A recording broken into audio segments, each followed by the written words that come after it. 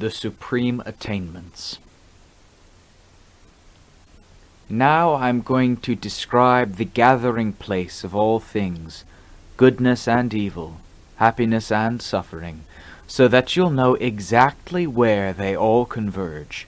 Tune in your receivers well, and you'll come to know that everything converges at the heart. Darkness lies here.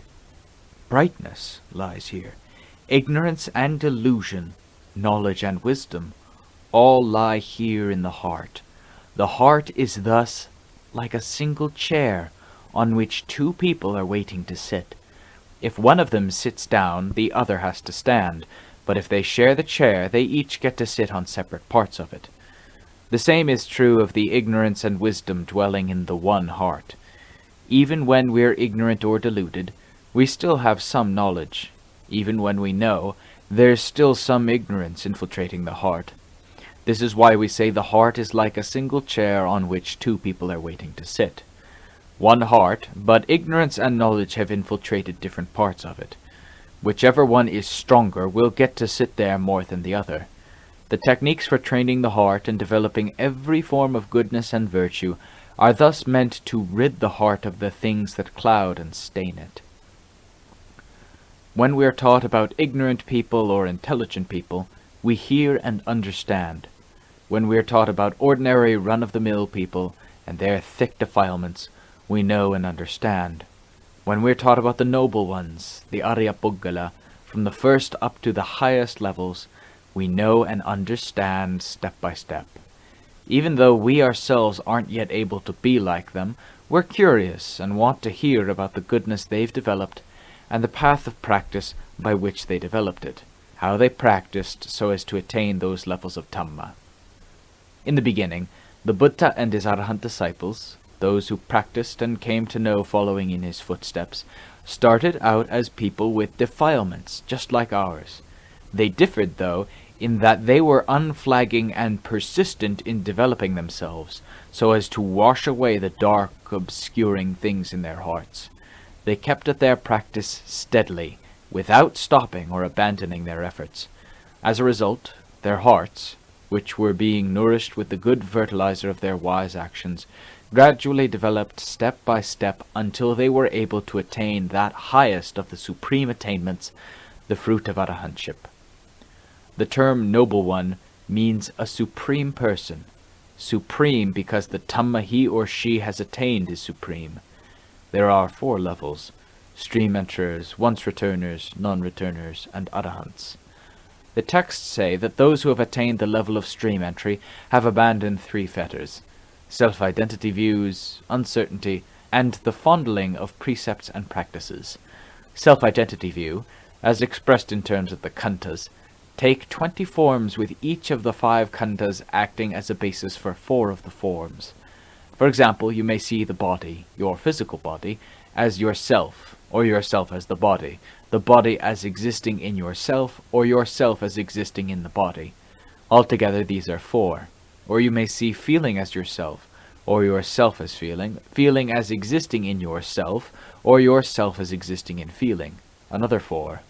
In the same way, the khandhas of memory, thought, and consciousness each form the basis for 4 forms, which can be inferred from the above examples. In other words, each of the 5 khandhas acts as the basis for 4 forms of these views. 4 times 5 is 20 forms of self-identity views.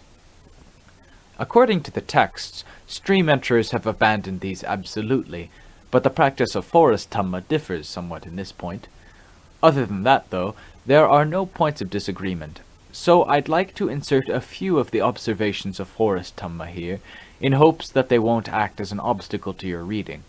If you see that they don't form the path to release in line with the well-taught Dhamma, please let them pass, so that they won't form a hindrance in your heart. To summarize briefly, people who have absolutely abandoned the 20 forms of self-identity view are those who don't see the 5 khandhas as their self as the 5 khandhas as existing in their self, or their self as existing in the 5 khandhas. Now, it would seem perfectly reasonable to say that people of this sort would also no longer be interested in sexual relationships, Because sexual relationships are a matter of the 5 khandhas, which are the nest of the 20 forms of self-identity view that have yet to be abandoned absolutely. As for those who have abandoned them absolutely, the physical body no longer has any meaning as an object of sensual desire. Their feelings no longer indulge in sensual desire. Their memory no longer gives meaning to things for the sake of sensual desire. Their thought and imagination no longer create objects for the sake of sensual desire. Their consciousness no longer acknowledges things for the sake of sensual desire. In short, their 5 khandhas no longer function for the sake of sensual desires or for only worldly relationships whatsoever. Their 5 khandhas must then change their functioning to another level of work that they see is still unfinished. In other words, they are raised to the level of the 5 subtle fetters: passion for form, passion for formless phenomena, conceit, restlessness, and ignorance. The ability to absolutely abandon the 20 forms of self-identity view would thus appear to fall to non-returners, because only on their level is the heart finished with its attachments to sensual desires. As for stream enterers, the way in which they know and let go of these views, as I understand it, is in line with the following analogy. Suppose there is a man traveling deep into the forest who comes across a pond of clear, clean, fresh-tasting water. The water is covered with duckweed, though, so it isn't completely visible. He parts the duckweed and sees that the water looks clear, clean, and inviting. He scoops up a handful of water to taste it, and then he knows that the water in the pond is really fresh.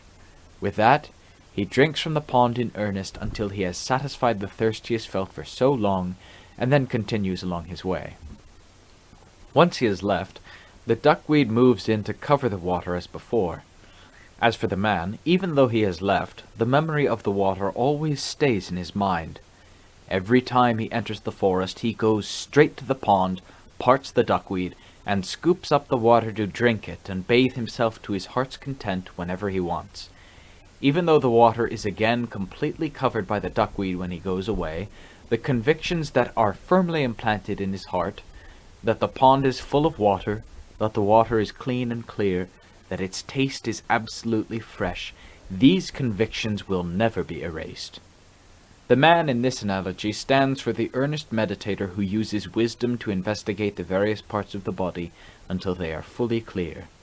The citta at that moment lets go of the body, feelings, memory, thought, and consciousness, and enters a pure stillness of its very own, with absolutely no connection to the khandhas. In that moment, the 5 khandhas don't function in any way at all related to the citta. In other words, the citta and the khandhas exist independently because they have been absolutely cut off from one another through the persistent effort of the meditation.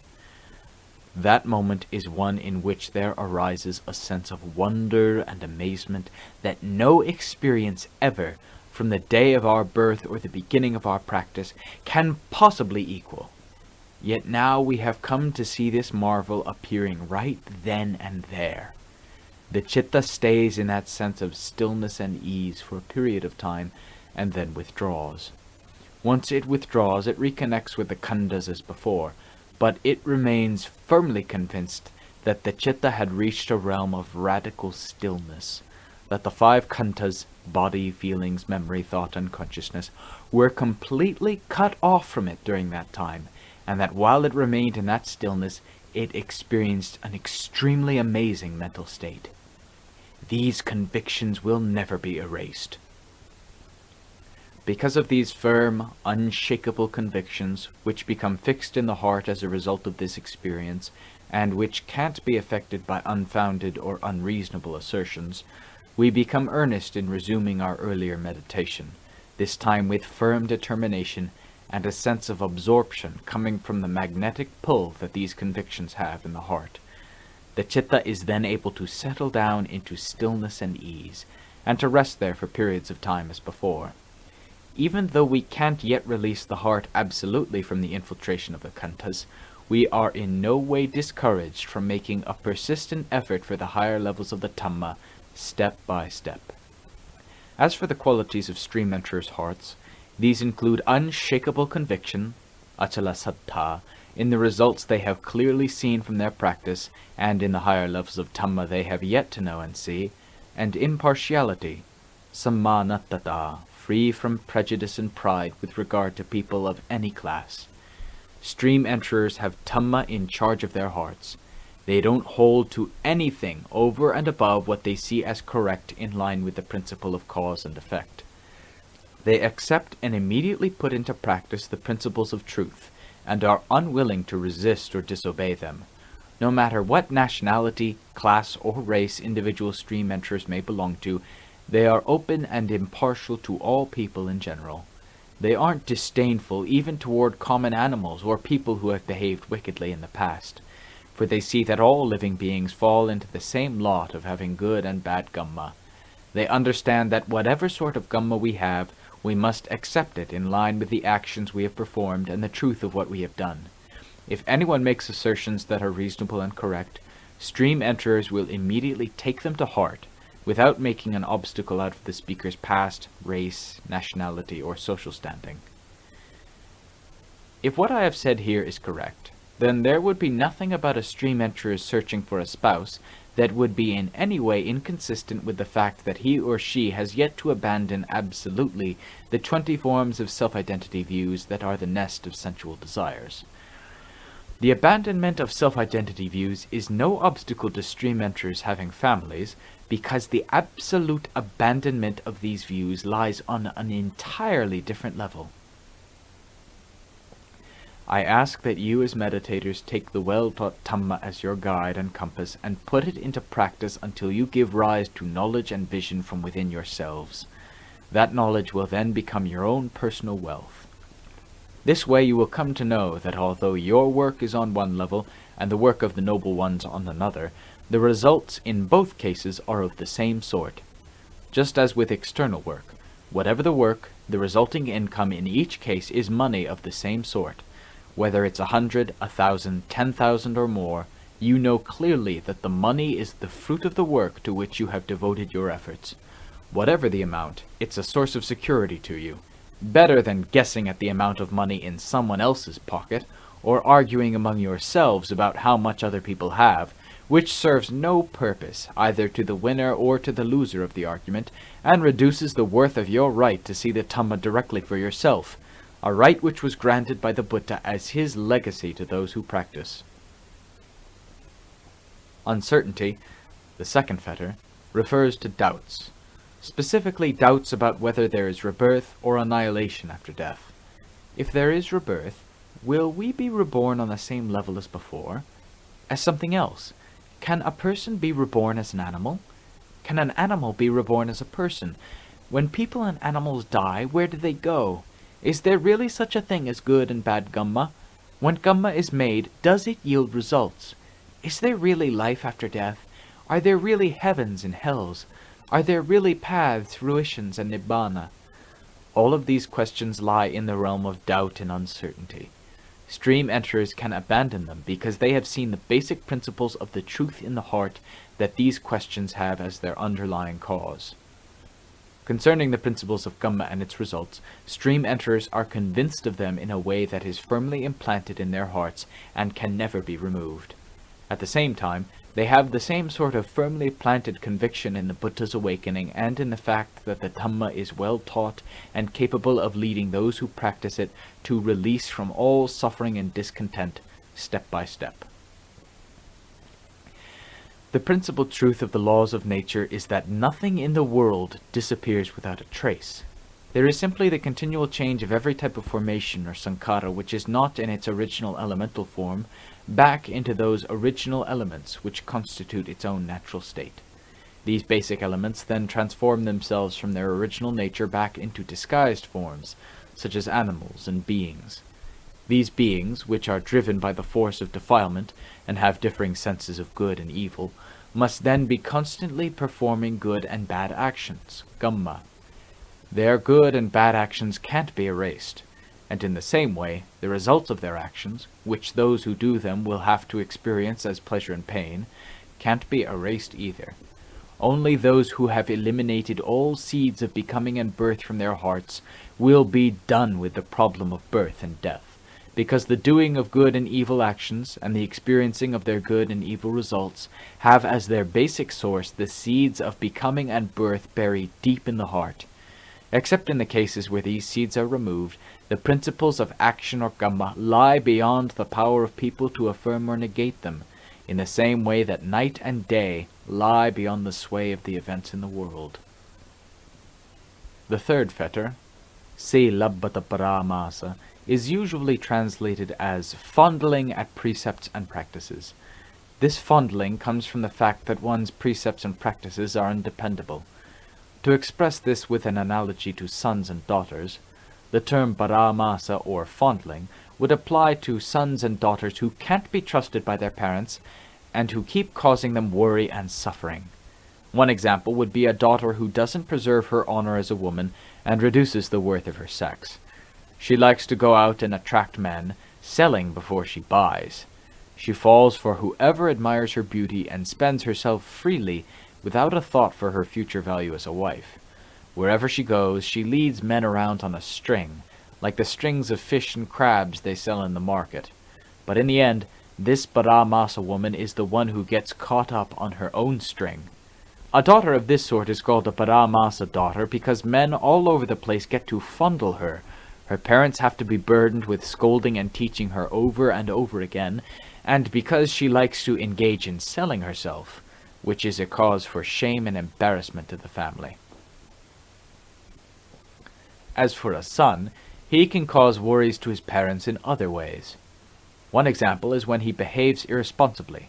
Instead of going to class at school, he likes to go roaming about looking for women wherever his friends may take him, without letting his parents or teachers know of his whereabouts.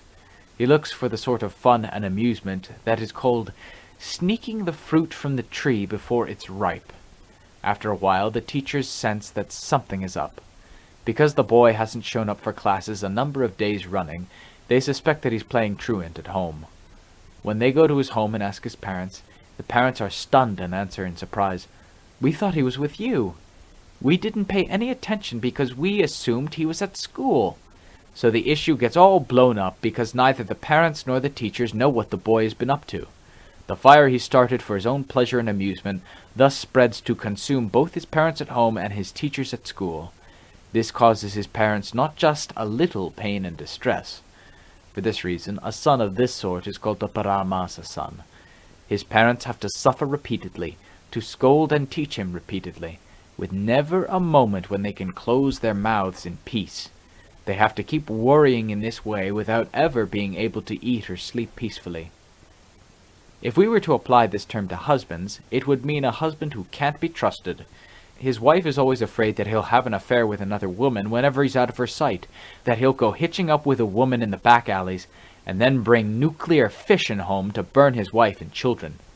This is because men in general are opportunists. They like to go out and attract women, taking advantage of any woman who's heedless and gullible. Men who don't regard their wives as important tend to be the type who are weak in the face of their sexual appetites. At first, they see any bait, any woman that comes floating along as their chance for a snack, but they forget to think of the fish that dies on the hook because it was attracted by the bait. So they let things follow their own course until they eventually come to ruin. If a man with a wife and family lets himself be ruled by his lusts and desires, he brings about not only his own ruin, but that of his family as well. Any woman with a husband who likes looking for snacks like this ends up with a heart heavier than a whole mountain. She can't live, eat, or sleep in peace.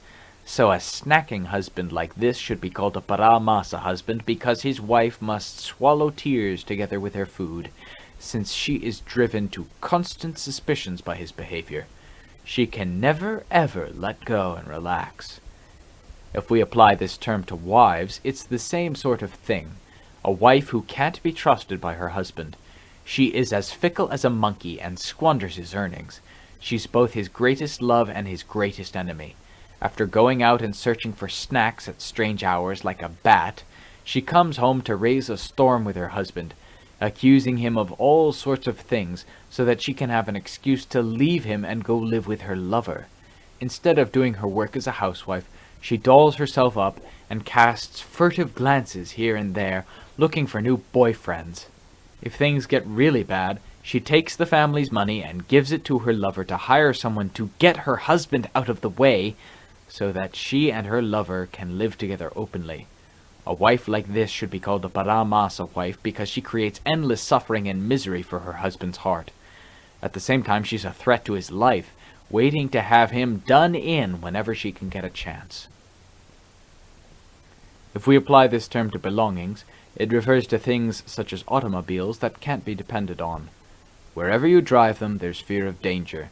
You have to check the motor every time you take them anywhere, and keep taking them to the repair shop. Otherwise, you can never tell when or where they'll flip over on you and trap you inside. All of this comes under the term paramasa, or fondling. If we apply this term to precepts and virtues, it refers to the sort of precepts that stumble and fall because the people who observe them stumble and fall. People like this take their precepts, then break them, then take them again, taking them and breaking them over and over until they themselves aren't sure whether they're observing precepts or not, even though they keep taking them repeatedly. All of this refers to the precepts of ordinary people in general. Today they take the precepts, and not too long from now, they'll be taking them again. This is called the fondling of precepts and practices, because they fondle their precepts the same way they pick at the scab on a wound. Noble ones on the level of stream entry, even when they are lay people, are steady and firm in the precepts they observe. They don't have to keep taking them over and over again like people in general, because they trust their intentions and maintain their precepts with care. They're not willing to let their precepts be broken or stained through any intentional transgressions. Even if they lead groups of people in the ceremony of taking the precepts, they do it simply as part of their social duties, and not with the intention to take the precepts anew to make up for any breaks or stains in their old precepts. Intentions like this don't exist in stream enterers at all. Once returners, according to the texts, have reduced the amount of passion, aversion, and delusion in their hearts. Practical experience doesn't raise any issues about these points, so we needn't discuss them any further. Non-returners have abandoned 5 fetters, the 3 we've already discussed, plus 2 more, sensual passion and mental irritation. Sensual passion deals with the realm of the physical body. According to the observations of Forest Dhamma, the 20 forms of self-identity views are the wellspring of sensual passion, so the duty of absolutely abandoning them falls to the non-returner. This is because people who are to attain the level of non-returning in full measure must use wisdom to examine the 5 khandhas thoroughly, and then pass beyond them with no lingering attachments. In other words, they must be able to examine each part of the body until it appears clearly to the heart both as being filthy and as being unsatisfactory, impermanent, and not self, to the point where they know clearly that every part of the body is filled with filthiness. The mental image of the unattractiveness of the body that appears outside the citta will then revert exclusively into the inner circle of the citta. They will know that attractiveness, which is a matter of the citta going out to paint pictures and then lusting for them, and unattractiveness, in which the citta goes out to paint pictures and then becomes disgusted with the nature of each part of the body, both converge into one and the same citta. In other words, they don't appear outside the citta as before. The citta fully sees the harm of the pictures it painted outside, and at the same time lets go of external attractiveness and unattractiveness as they relate to the parts of the body it has been investigating. It absolutely withdraws its attachment to the body by passing through the interval where attractiveness and unattractiveness meet, showing no more interest in either of the two. At that instant, the issue of sensual passion as related to the body is resolved. As for mental irritation, practical experience doesn't differ from the texts or raise any issues, so we needn't discuss it further. The 4th level of the Supreme Attainments is the level of Arahantship. According to the texts, Arahants have abandoned 10 fetters, the 5 lower fetters we have already discussed, plus 5 more subtle ones: attachment to form, attachment to formless phenomena, conceit, restlessness, and ignorance. Attachment to form doesn't refer to the form of the male or female body, or of physical objects on the blatant, external level. Instead, it refers to the mental images that appear exclusively within the citta. In other words, the images that revert from the outside back into the exclusive circle of the citta, as mentioned above. Meditators at this point have to take these images as the citta's preoccupation, or as the focal point of the citta's attention. If you were to say that this means that the citta is attached to rupacana, you wouldn't be wrong, because the citta on this level has to work at developing its understanding of these internal images so as to become adept in dealing with them, without being further concerned with the body at all.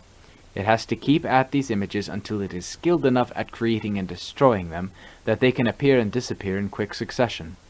Their appearing and disappearing, though, occurs exclusively with reference to the citta, and not with reference to external things as before when the citta was concerned with the body. Even this appearing and disappearing of internal images, when it is subjected to the relentless scrutiny of mindfulness and wisdom, gradually changes. Day by day it becomes faster and faster, until the images appear and disappear like flashes of lightning. Finally they are all gone. There are no more images left in the heart at all. At the same time, you realize that these images pass away in the same way as all other natural phenomena. From that point on, the citta is absolutely empty and clear.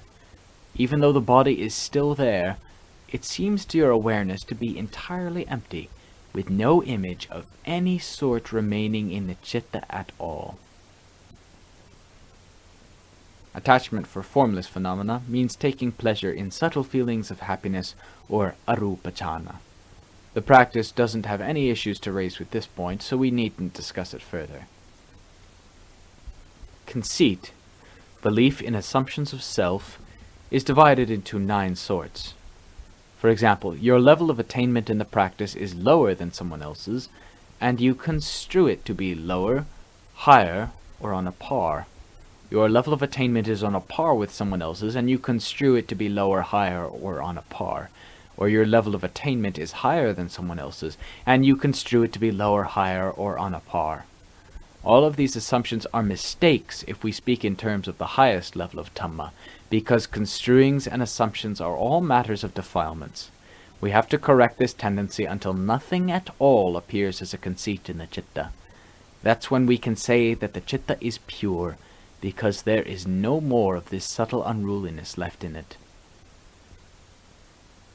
Restlessness, the 9th fetter, doesn't refer to the sort of agitation and distraction which is common to ordinary people in general. Instead, it refers to the diligence, persistence, and absorption of the noble ones in their work on this level as they use their sharp mindfulness and wisdom to dig away in search of the source of the cycle of death and rebirth. The problem is that they aim at finishing their work quickly, in line with their heart's strong hope for the realm of release, and so don't pay much attention to questions of moderation or balance in their work. What this means is that they tend not to let the citta rest in the stillness and ease of concentration, because the more they use their wisdom to contemplate, the more clearly they see the way to remove defilements, step by step. This makes them so absorbed in their work that they forget to rest their citta in the stillness of concentration in order to give their wisdom renewed strength. In fact, they tend to view resting the citta in concentration and resting in sleep simply as delays in their work. As a result, the citta goes overboard in the pressure and absorption of its investigation. This is another way in which the citta goes wrong, and so counts as a mental fetter. Ignorance, avidya. If we apply this term to living beings in general, let me translate it in a forest monk's way as deluded knowledge, dishonest cleverness. Both knowledge and ignorance mixed together, so that you can't catch hold of which is which. This is ignorance on the blatant level.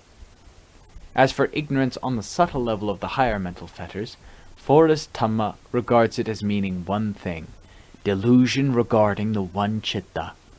This is because on this level the citta is able to know and let go of everything else, but still remains deluded about itself.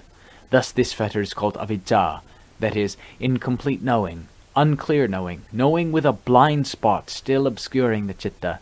But when mindfulness and wisdom which have been constantly trained to explore and investigate are sufficient to the task, only then will the citta realize that ignorance is simply the citta's own delusion about itself.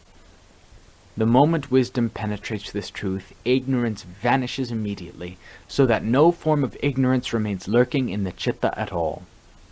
The issues of restlessness, absorption in one's investigation, and conceit concerning the citta are resolved in the same instant that ignorance vanishes from the heart, because there is nothing left which can act as a cause for restlessness or conceit of any sort. All of the issues in all three levels of the cosmos have nothing but ignorance, this marvelous and amazing thing, as their sole primary cause, because it is something so intrinsically fascinating and deceptive in such a thoroughgoing way. Meditators who aren't really adept in the area of wisdom will have great difficulty in finding their way out of ignorance, because ignorance in general and ignorance in itself are two very different things. Ignorance in general is a phenomenon that combines both external and internal delusions as a single defilement, similar to a tree, which is a combination of its various parts. As for fundamental ignorance, it's like a tree that has been felled and stripped of its branches. In other words, persistent effort cuts away at it step by step, so that it gradually stops running wild through things at large, and eventually converges into a single spot, the citta. This spot is the point of true ignorance, but at this stage it doesn't have the henchmen and followers it had when it was glorying in its full power. This true ignorance is a gathering point containing all sorts of hidden, unexpected, and amazing things, in the same way that a tiny piece of bait can be contaminated with enough hidden poison to kill an animal. Of the contaminating factors that lie hidden in ignorance, I can give you only a brief explanation, since I can't think of any conventional realities with which to compare them that would be as near as I'd like to what they actually are. Among these contaminations are a radiance of mind so outstanding as to seem to be the finished product, a sense of happiness springing from the power of the radiance dominating the citta, so amazing and wonderful that it seems to transcend the realm of all conventional realities, a sense of power and invulnerability so strong that there seems nothing capable of reaching in to affect it, a cherishing attachment for this phenomenon as if it were pure gold. Although we don't realize the fact at the time, these things are the obstacles blocking our progress towards true peace. Only when we have gotten past them and have looked back in retrospect over the path we have followed will we realize where we went wrong and where we went right. That's when we'll know, when we reached that point, we got turned around in our tracks or went astray. When we reached this point, we were too attached to the stillness of concentration. When we reached that point, we contemplated too much in the area of wisdom. We didn't maintain a balance between our concentration and wisdom, which is why our work went slowly at these various points. Once we have passed this point, we will be able to review and understand everything in retrospect. At the same time, once ignorance has vanished, we'll know what it is that gives rise to births and deaths in the future. From this point on, we have no more concerns for where we have come from in the past, or where the future will lead us, because in the present the citta has been severed completely from any connections of any sort with anything whatsoever. The Dhamma in this talk has been explained partly in line with the texts and partly in line with the observations of Forest Dhamma. Wherever there are any errors, I ask the forgiveness of all my readers and listeners, for I have been talking in line with the understandings derived from the forest way in which I have been practicing. I am always ready to listen to anyone who is kind enough to make reasonable comments or criticisms. The various stages in the practice for giving rise to clear happiness and maturity within the heart, that is, turning in meditation and other forms of goodness and virtue, are all mutually reinforcing. All things without exception that rate as forms of goodness are mutually reinforcing. We can make a comparison with hot peppers. Although some of them may be small or immature, if they're mashed into a paste, it's all hot in the same way, so that no matter which part of the paste we taste, there's no way of telling that the mature peppers are in one part, or the immature ones in another.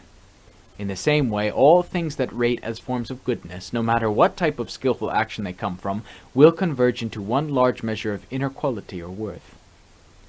For this reason, I ask all of you who are fully intent on the Dhamma to put it into practice by modifying your actions in line with your position in life, to conform with the guiding compass of the Dhamma's path while you are still alive.